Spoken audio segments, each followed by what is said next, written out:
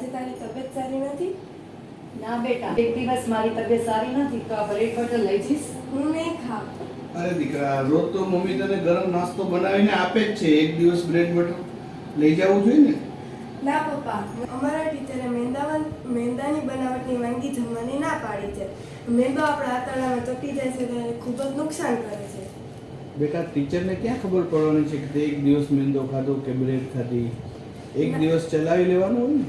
ના પપ્પા, મને મારા ટીચરે મનાઈ કરેલી વાનગી હું નહીં ખાઉં.